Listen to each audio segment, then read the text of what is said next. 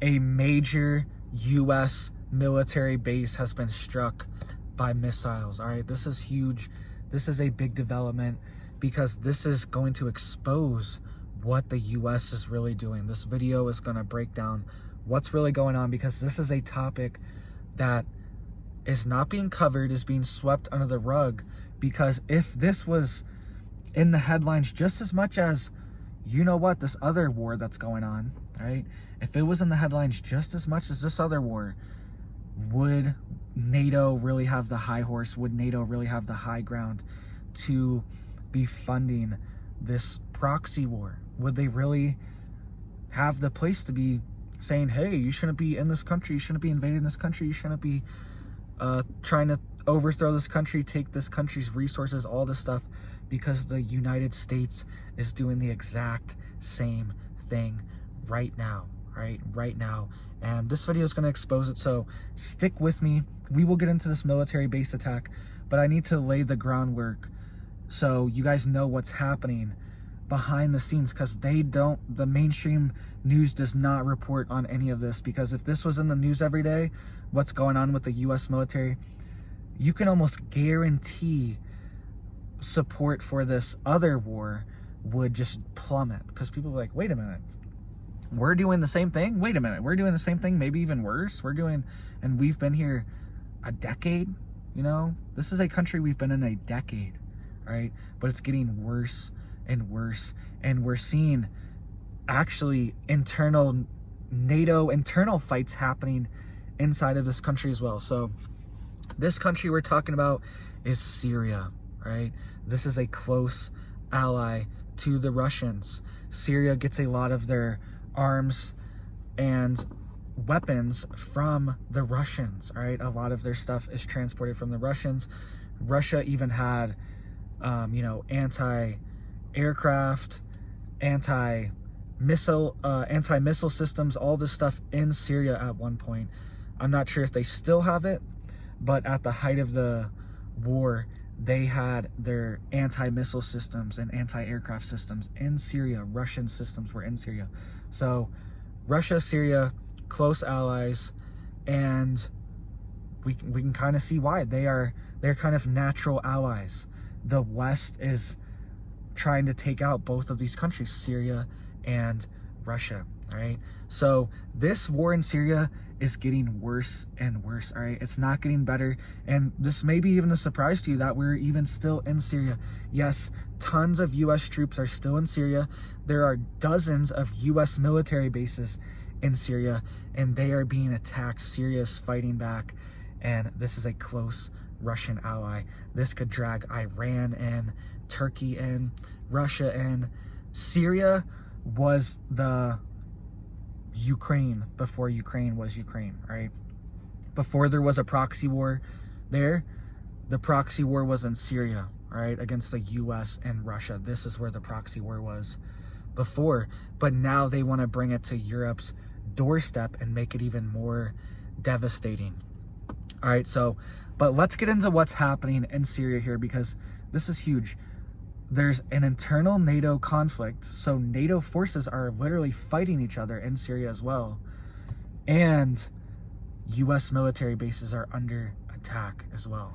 So let's dive into this stuff, because this is huge. None of this is being reported by the mainstream media, and it's for a reason. Because if everyone knew, wait a minute, the US is in Syria still, the US is occupying Syria, the US is bombing Syria, the US is stealing Syria's resources, Syria's fighting back, Syria's saying this is an illegal invasion, all this stuff, if this was at the forefront, the narrative might flip a little, right? NATO doesn't really have the high ground. The US doesn't really have the high ground to tell Russia what to do if they are invading countries too, occupying countries too. And I don't agree with either one. I don't want to be in Syria, and I don't want Russia to be in Ukraine either, because it just pushes us to the edge of a international conflict, all right? I don't want any of these conflicts or invasions, all right? But the US cannot stand on a high horse, on a moral high ground, when they have been doing this for decades and decades. And Syria actually invited Russia in because the US and the West are funding all of these militant groups in Syria to overthrow their government, and they said, we need help, we need these missile systems, these weapon systems in our country. And Russia actually stepped in to help defend Syria, right? So this is the proxy war that's already been going on. And if you've seen, we'll get into the news in just a second because there's a ton of big news. People are fighting U.S. troops that are stealing oil, right? They're stealing oil from oil fields, oil reserves. Their bases are around oil reserves, all this stuff. We'll get into all this stuff, lots of big news. But if you've ever seen the before and after pictures, right, of Syria, it's incredibly sad, guys. Incredibly sad. It's devastating. It's devastating. The before pictures, you know, doesn't look like the greatest country in the world, but it looks better than some places in the U.S. I'll even say that. Like, some of their big cities look better than some of the places here, right? Obviously not everywhere, but I'm saying comparatively, their big cities could have been somewhere else. They could have been somewhere in Europe or the EU or the US potentially. Like, these cities they were nice cities. These were nice places. And Syria was one of the more moderate countries as well. They allowed women to go to college, and I believe there wasn't like Sharia law in Syria. Like, it wasn't enforced where you had to be covered whenever you left the house, all these other strict rules for Muslims and women. I don't think Syria had any of that, right? I think they were very moderate. I think they were a Muslim country, but they were more moderate, right? They weren't even very, it seems like a country we could have figured something out with, all right? Could have figured something out with. They had nice cities. They had things going for them, all right? And this country has been completely devastated, all right? And it's very sad. It's messed up because all these people's lives are just ruined, right? People lived here for hundreds of years. Syria's an ancient civilization, right? Fertile Crescent, all this stuff. This is where supposedly civilization started, in this region, okay? One of the oldest civilizations, one of the oldest regions where people have been living, and like developed regions, centuries, all right? Hundreds of years, thousands of years, tens of thousands of years, people have been living in Syria, and now it's devastated, all right? Completely devastated, ruined, wrecked, and it's sad, right? So, and part of this is the Western sanctions that have been put on. So we'll get into all this stuff, but let's start with these sanctions, because this is what's destroying this country. And this is why other countries want to move away from the dollar, so they can't have these sanctions on them. So the more countries don't hold dollars, the less effective sanctions are, because these other countries that don't have the dollars, they can trade with countries that are sanctioned, right? So Western sanctions have made debilitating impacts on Syrian lives. UN human rights expert. So even the UN is coming out and saying that this is devastating, what the US and Western countries are doing to Syria. Why are we doing this? What did Syria ever do to the United States? What did they ever do? Did Syria ever once attack the United States? Did they ever once, are they ever accused of like sending people or anything? I don't think they've ever done anything. Maybe other countries in the region, but I don't think Syria ever did anything. And there's this map too of the pipelines, the oil pipelines going up through all these countries that the US has invaded over the past 20 years, 30 years. And it's a map of the pipeline going through, and Syria's the last country they need to get this pipeline through to get it up to Europe and everything, right? So Syria's a critical country, and they said, we want to get rid of this leader, we want to throw him out, regime change. That's what they've been trying to do for 20 years, or at least 10 years, a decade now. But why? What did Bashar al-Assad do to the United States? What did he do? Somebody explain to me. I'm not sure. Maybe Syria did do something, but I'm 99% sure Syria never had any kind of direct conflict with the United States for us to be. And it seems like it's for oil, it's for resources. Even though the US is the biggest oil producer in the world, we, for some reason, we have our troops guarding these oil fields. All right, I'll get into that in just a second. I'm sorry, this video is just, it's upsetting, guys, because nobody's talking about this, and we're always talking about these other countries, which are important too. But what about this country? This has been going on for a decade. This was the country before the current thing now. This was the country they did it in before they wrecked and ruined and had a massive proxy war in. This is the country they did it in before. Now they're just doing it even closer to Europe. So a senior UN human rights expert has warned about the disastrous impacts of the Western sanctions against Syria, saying the ongoing unilateral coercive measures have caused dire humanitarian consequences for Syrian citizens who are seeking to rebuild their lives, right? It's sad. Quote, I am struck by the pervasiveness of the human rights and humanitarian impact of the unilateral coercive measures imposed on Syria and the economic and financial isolation of a country whose people are struggling to rebuild a life with dignity following a decade-long war, right? Decade-long war. This is sad. And if you're in the US, if you celebrate Thanksgiving, happy Thanksgiving.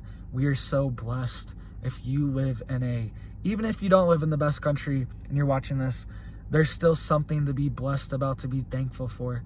There's always people that have lives much worse. And these people, it's sad because it's not even their own doing. It's all these external forces coming down on this country just to fund the military industrial complex, just to fund more war and more chaos, right? That's what this is all about. We know what these people want, and it's sad, right? So be thankful, be grateful. I am super blessed and thankful to live in America, even with all the problems, even with all the stuff going on. If you are safe right now and you have some food in your belly, even if it's just a little, you're blessed beyond belief. Happy Thanksgiving. Thank you for watching this. Video's not over. I just wanted to get that out there because there's people living in way worse situations, guys, way worse situations, and it's really, really sad. And a lot of it's just these multinational corporations pushing this war to make money, to get our government to print more money, to give them more money to make weapons, to hurt people. This is sick, man. This is a sick world that we live in, and it's sad, right? So be thankful for what you have. I'm extremely grateful.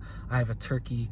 I have Thanksgiving food, all that stuff today. I have my family. I'm extremely blessed and extremely grateful. So just remember that, all right? Sorry for preaching here, but it's important, guys. Great gratitude is extremely important. I've had a messed up eye. My eye's been in extreme pain for over a week now. Hard to even see out of this eye. I'm losing vision in this eye, in my left eye. It sucks. Very upsetting, but very sudden. But I'm still grateful. I still can read with my right eye right now and get videos out. So I'm still thankful. I can still talk, still get my videos out. So I'm still thankful, guys. All right, let's dive back into this because there's people that have a lot worse. All right, it says, Duan said 90% of Syria's population was currently living below the poverty level. 90%. This is not how it was 10 years ago. It was not like this. They are probably doing better than most of the countries in their region. All right, they're probably doing better. And sadly, because they are rich in natural resources. They had a decent economy. They had a decent government that wasn't too oppressive or anything like that. Things were happening. Now 90% of the population is living below the poverty line.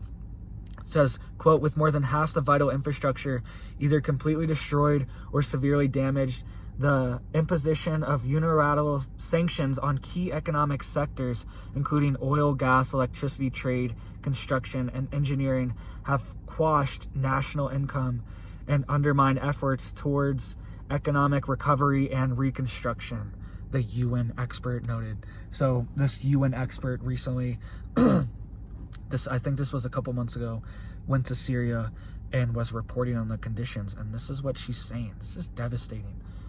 The UN rights expert said blocking of payments and refusal of deliveries by foreign producers and banks, coupled with sanctions induced foreign currency reserves, have caused serious shortages in medicines and specialized medical equipment, particularly for chronic and rare diseases.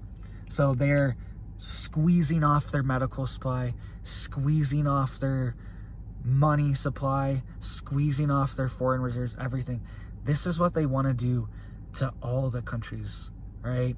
They want to squeeze them off, control them, shut them off from their supply chains.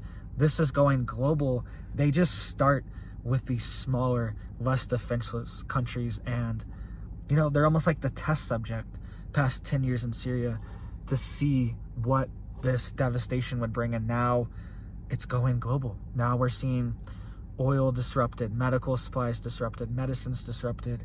There's a whole list of medicine shortages. I'll have to make a whole video on that because lots of stuff's going on, right?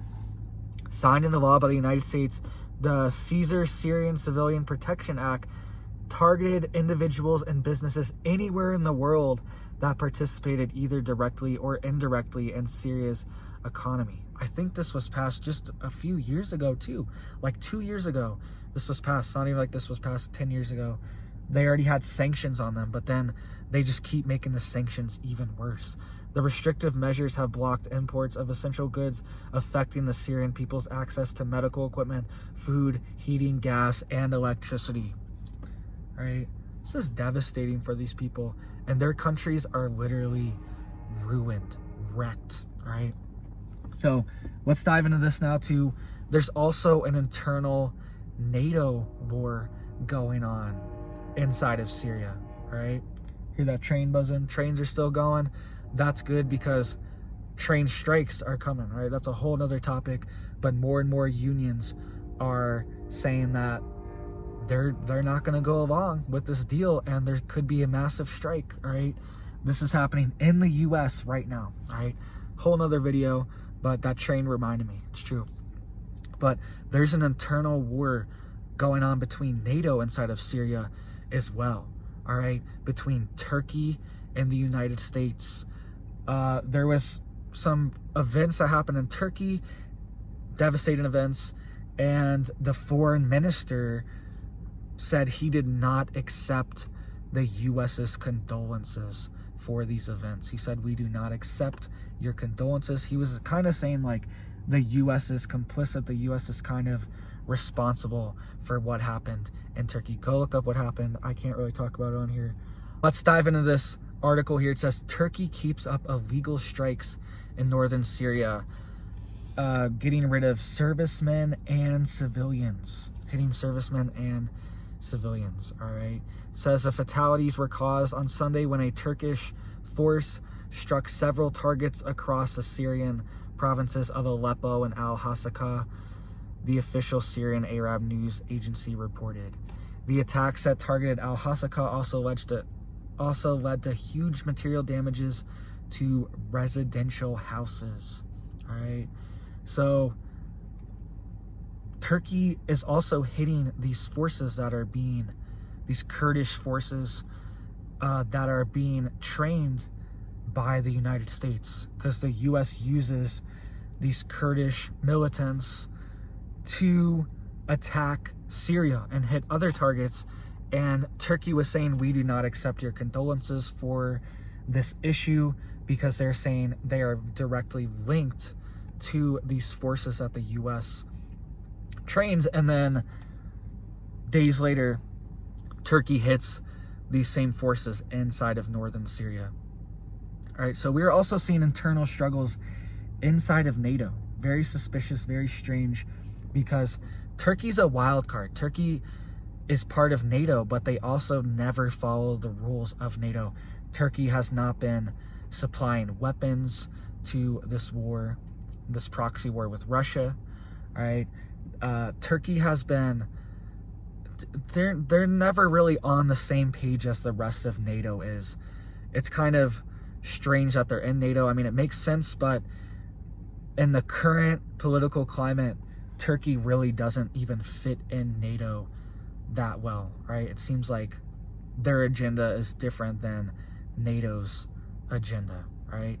So we're seeing internal NATO struggles as well between Turkey and the United States, because Turkey knows all the stuff that the United States has done.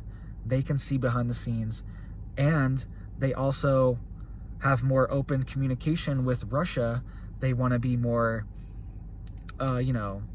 peaceful with Russia. Turkey seems to be signaling they kind of want to be in the middle. They kind of don't want to be fully on NATO's side, and we are seeing this split even in NATO. And they were blaming the U.S. for this attack. All right, so let's dive into this other stuff that's also going on inside of Syria, and we'll get into this U.S. military base, the largest one in Syria, that was attacked as well. All right, and the reason why this was attacked, because maybe this is why, right? So U.S. occupation forces and Shtf militants smuggle crude oil from Syria's Hasakhan to northern Iraq, right? So these militants and U.S. forces, they were showing pictures of them in U.S. With U.S. military equipment, U.S. flags, everything, with these militants, and they're transporting vast amounts of oil, and they're trying to take it to Iraq, allegedly. So on November 14th, the U.S. military, in cooperation with allied Takfiri militants, has reportedly used dozens of tanker trucks to smuggle crude oil from Syria's northeastern province of Hasakah to bases in neighboring Iraq, where American forces and trainers are stationed. Syria's official news agency, SANA, sorry about that, citing local sources, reported that a convoy of 76 tankers laden with oil from the energy-rich Jazeera region left Syria through an illegal border crossing on Monday and headed toward Iraqi territories. The convoy was escorted by U.S.-sponsored and Kurdish-led militants affiliated with the so-called Shtf, Syrian Democratic Forces, right? That's the militant force that the U.S. trains to take on the Syrian government, and they even said they want regime change and to overthrow them there. On September 21st, China called on the United States to stop plundering Syria's national resources and respect the sovereignty and territorial integrity of the Arab nation. Quote, "We call on the United States to respect Syria's sovereignty and territorial integrity, unilaterally lift sanctions, and end the theft of Syria's national resources," China's foreign minister spokesman told a news briefing on September 21st, just a couple months ago. All right, this is happening. This is real. And how can the U.S. just stand on this moral high ground when we are invading all these countries? We have invaded all these countries, especially Syria, though. It's just, there was no reason for it. It's not even like we said that this country was responsible for something that happened. I really don't know what the reason was. The reason was just that this guy's so bad, we need to get rid of him. Bashar al-Assad's so bad, we need to get rid of him. We need regime change. That was always the excuse, in that I'm sure tons of countries think that about the United States. They probably think this guy's so bad, we need to get rid of him. You know what I mean? Like, that's not the kind of world that we can live in. All right, that's not the kind of, it's crazy. You're just asking for some kind of retaliation when you speak like this, saying like this person has to be taken out. You're not even offering peace or saying this person, we need to negotiate, this person needs to change, this person needs to do like one of our top allies is Saudi Arabia. One of the United States' top allies in the world, Saudi Arabia, right? But we have a problem with Syria. But Syria is so bad. Saudi Arabia, they even just admitted recently this whole Khashoggi thing. This whole Khashoggi journalist thing. I don't want to get too much into it. But they even admitted that's real, right? If you don't remember what that is, go look that up. They even admitted, yeah, it's fine. But Syria, no. Saudi Arabia is fine. We can have the World Cup in Qatar. It's fine. But Syria cannot exist as a country. Syria cannot just be their own country and do their own thing. Like, what? I just don't get it. There's some other agenda behind the scenes that's going on, right? And then get this. On November 19th, they tried to do it again. But it says they were forced to retreat. So that was on November 14th, a couple weeks ago, week and a half ago, whatever. And now on November 19th, they got caught smuggling all this oil out. They were privy. They were like, we know what you're doing. People tried to stop them, and they did. So on November 19th, U.S. military convoys forced to retreat after Syrian troops block the road in Hasaka. So they tried to do it again in the same province, and the Syrian troops blocked them. So Syria's government troops have blocked the U.S. military convoy as it was attempting to pass through a community in northern oil-rich Hasaka province amid public rage over the presence of American occupation forces. Just imagine if there was just Chinese troops all over the place, just shipping oil out of the United States. That's what's happening here. This is insane. Like, I don't understand why the U.S. is here after a decade, still here, and for what? For what? Seems like we're just there to stir up trouble by funding these militants, and then they can keep the Syrian government busy, and then the U.S. Army is just stealing all the oil. Do you remember this? Can't remember what country it was. I think it was Afghanistan. The troops were guarding opium fields. The troops were guarding poppy fields. Right? That's what our troops were doing. Vast amount of our U.S. troops were guarding opium fields. Right? Poppy fields for illegal substances that hurts people, right? My dad passed away from fentanyl, right? These are toxic chemicals that hurt people, right? And our U.S. military troops were guarding these fields. What is going on? And now we're just guarding these, stealing this oil in Syria too. Why is our U.S. military used for this? This is just insane, and this is why America's going down the gutter, right? Because we've been plundered. Our politicians are using all of our good for evil. They're using all the good we built up, all the power, all the strength, all the blessings that we got and built up, and they're using them for evil. Right? This is sick. This is why America is going down the drain, sadly. I don't want it to, but this is why. This is part of the reason why. Right? So, Syria's official news agency reported that the U.S. convoy of 5 armored vehicles had to turn around and head back in the direction it came from after Syrian army troops stationed at the checkpoint at the entrance of the village of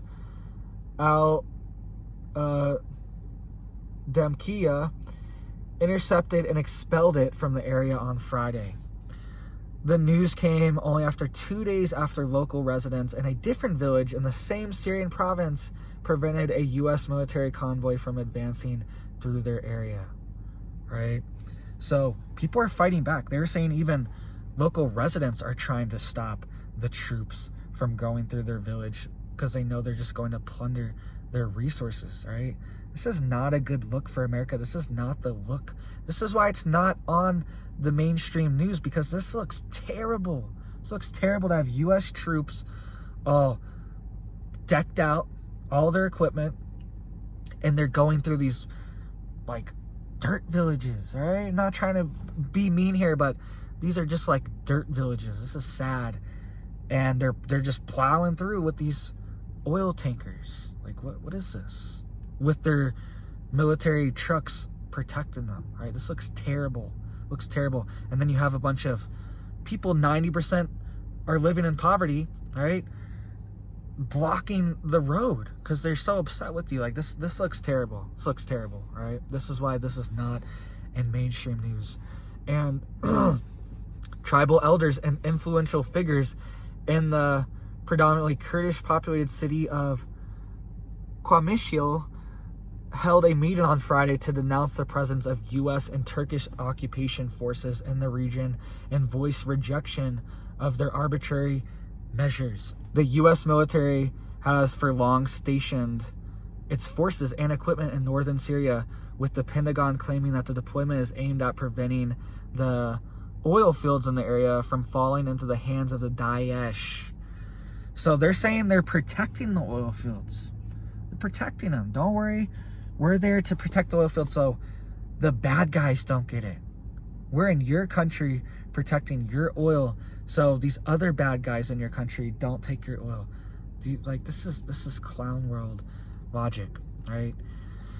And it says Damascus, the capital of Syria, however, maintains the deployment is meant to plunder the country's natural resources. But it's also like, why did we spend trillions of dollars here? Why are we even here to begin with? All right.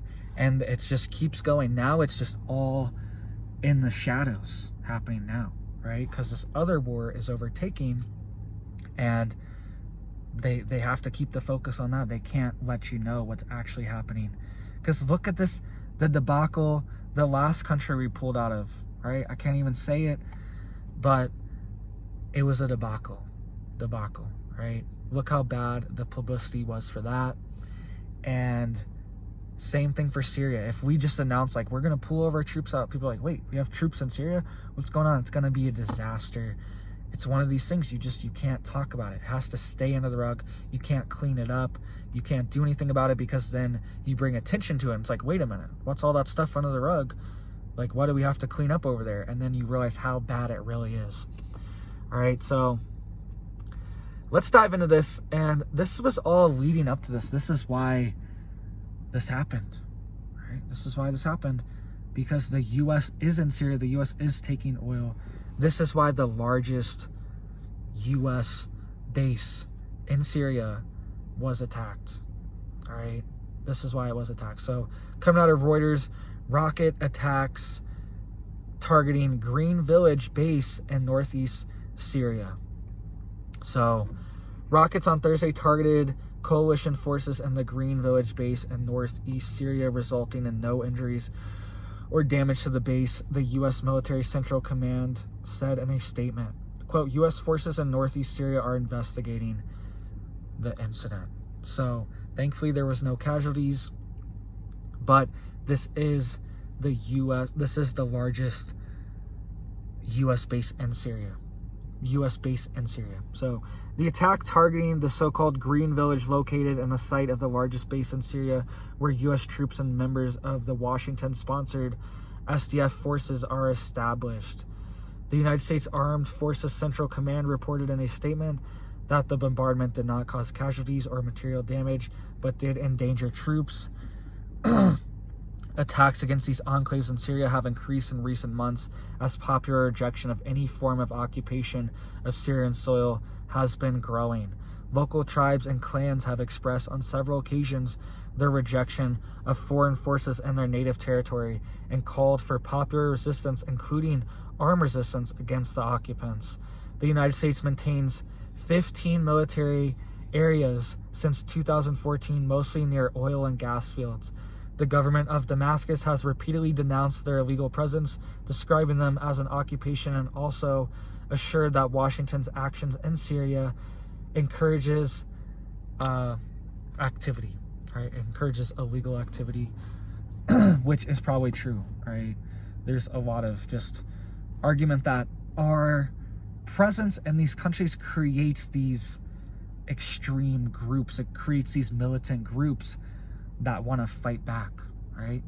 That's probably true. It's probably true. I mean, it's just like if China had a bunch of military bases and was shipping oil out of the US, there would be people saying, what's going on? There would be people like wanting to form groups of resistance to not allow this to happen, right?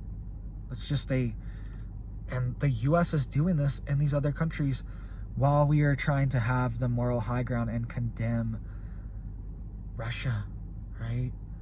And I don't agree with what's happening, but at the same time, how can the US just keep this going when we are doing this? What if China came into Syria and said, we are giving Syria all of our top weapons, all of our everything. If you do anything in Syria, you do X, Y, and Z in Syria, we're going to nuke you. We're going to hit you with the, like, what if China came into Syria and said all this? We're going to back Syria 100% till the end for years and years. The US would be like, wait a minute, you can't do that. You can't have this proxy war in Syria. Syria is our country. This is our oil. And China even condemned them. They said, stop stealing Syria's oil. Stop doing this. China's right on that. All right. I'll admit when China's right on that. All right. Definitely right. What if China came into Syria and was saying, we are going to back Syria till the end, until you get out of here, until you stop, until Syria's territorial integrity is intact? China could do that. Russia could do that. What if? And the US has been doing this for over a decade.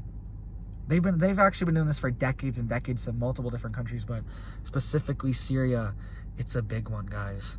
Why is this still happening? And when is the hypocrisy going to stop, right? If we want to actually be authoritative, not be hypocrites, then we need to pull our forces out of Syria. We need to get our forces, any illegal occupation, we need to get our forces out. Any country that says the US is not allowed, we need to get our forces out. Why? We already have all these other countries that will allow us to be in. Why do we have to be in these countries that don't want us? We need to get out if we actually want to be realistic, be adults, take our forces out of Syria and all of these illegal occupation countries, all right? It's not okay. So, and all of this comes as the US is depleting their stockpiles, all right? Rapidly depleting their stockpiles in Syria and this other proxy war going on. What happens when the US gets hit? We are not going to have any weapons for ourselves because we plundered them on all of these other countries, destroying these other countries for no reason. And these weapons are supposed to be for defense. It's just like if you have any kind of weapon, it's supposed to be for self-defense.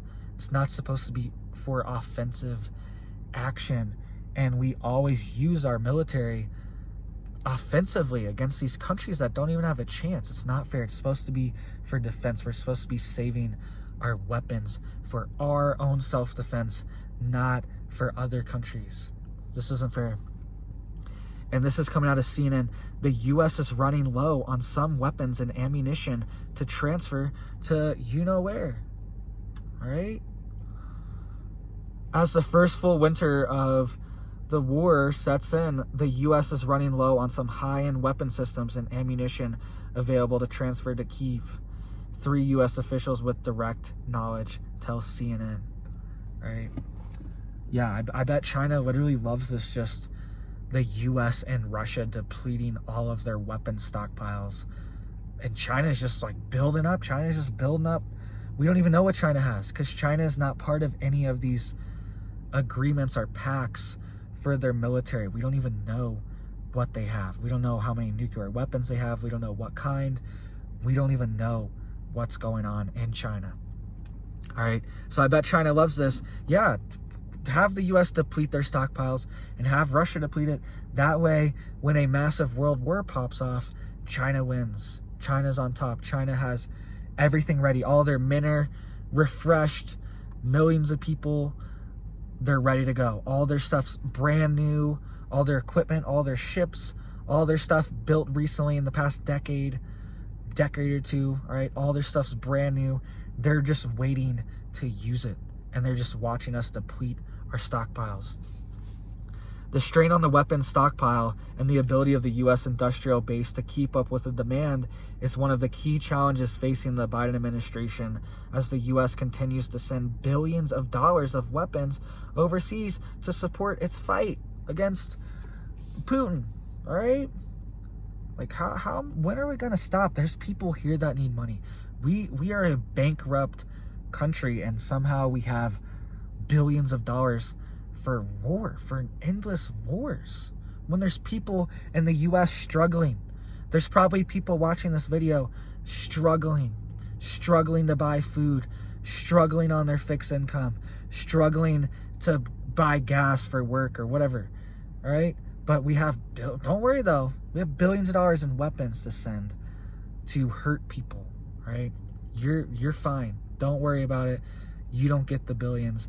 It goes overseas to hurt people and drag us into potentially a world war, right? It's crazy. It's crazy.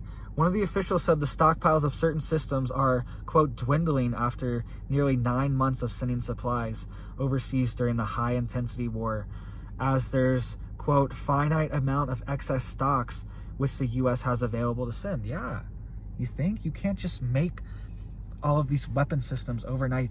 This is decades of the U.S. building up their stockpiles. It's like if you're prepared, you have 2 years worth of food, and then something happens and you just give away you give away your 2 years worth of food to somebody else. Like, yeah, you're not going to have any food. What do? Like, maybe you might have enough food to buy every week now, but now your stockpile's gone.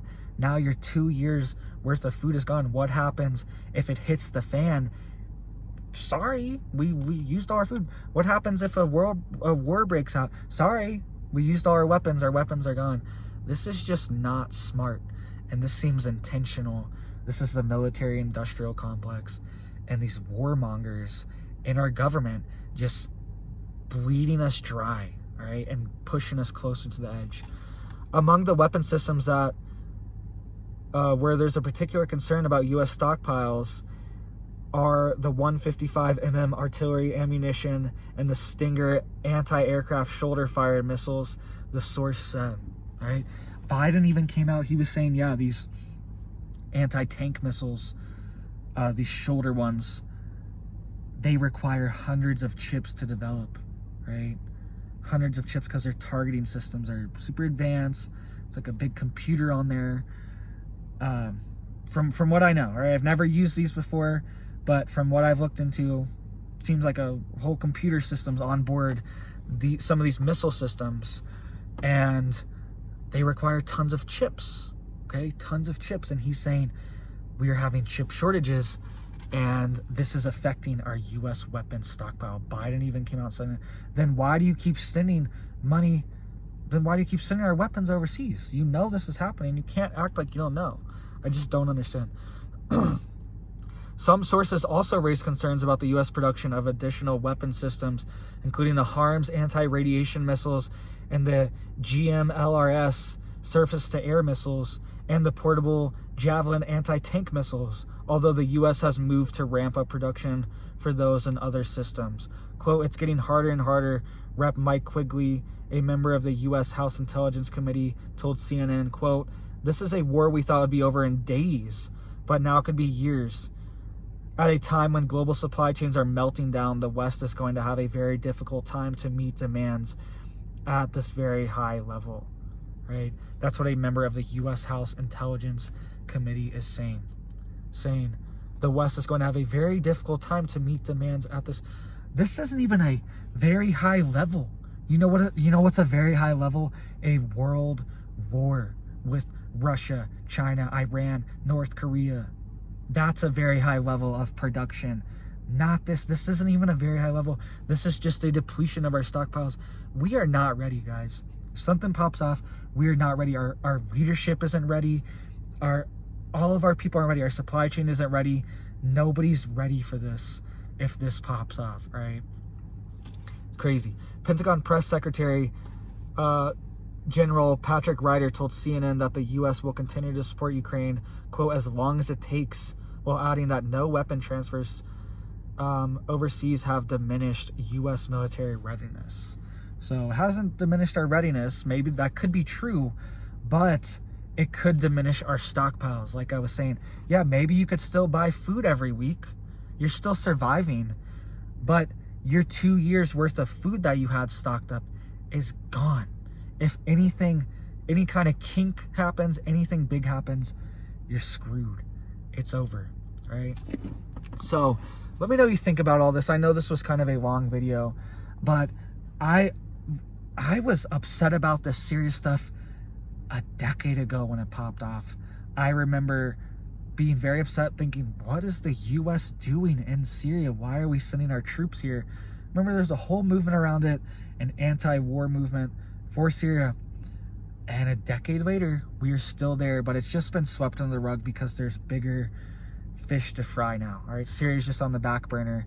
Syria's just the thing to keep the military-industrial complex going, just in case this other war doesn't keep going. Right? I'm telling you, Syria was the proxy war before this new proxy war we were in, because Russia, the US, lots of different outside forces were fighting each other in a proxy war in Syria, right? So let's pray for Syria. Let's hope the people there get relief. Let's hope things change. This will be a topic I'll probably cover more, maybe like once a month or something, because this needs to get out more. More people need to cover this topic. This needs to become a mainstream news topic, that the US is in Syria, because it will silence the critics. It will silence people. Like, we have to do something. Do you love, you know, we have to do something. Well, then, why is the US in Syria? Why did the US illegally invade Syria? You know what I mean? There's all these calls. We have to do something for this war. We have to. Okay. Well, the US is in Syria. Does Russia have to do something? Does Russia have to arm Syria to the teeth to fight the US? All right. This is the situation we're dealing with, and it's important, guys. This is a country that's been ruined, and it's kind of like on our hands too. Like, they use our money, they use our tax money, our dollars, they use our troops, our young men, and they just use them for evil. Use them for evil. These are sick, evil people using, and they get blood all over their hands, and they spill it on us too. They spill someone over on us too. It's messed up, right? So thank you guys for watching. Hope you have a big old blessed Thanksgiving. I hope wherever you are, all right, be thankful. Even if you're just eating a bowl of rice today, all right, be thankful for what you got. I try to be thankful every day because it helps, guys. It makes a difference in your life when you're thankful for the things you already have. You will be blessed with even more. That's how life works. You have to be grateful for what you have before you are blessed with even more. All right, so be thankful, be grateful. Everyone starts somewhere. Life can always get better. I know there's a lot of bad news, but even in Syria, things could change. This video could like be a snowball effect. Like, people could see this video, other people start talking about Syria, and then it spreads, and people are forced to acknowledge this, and things could change. Sanctions could come off, the US could come out. Things could always change, right? So stay thankful, happy Thanksgiving, and have a big old blessed day, guys. Thank you.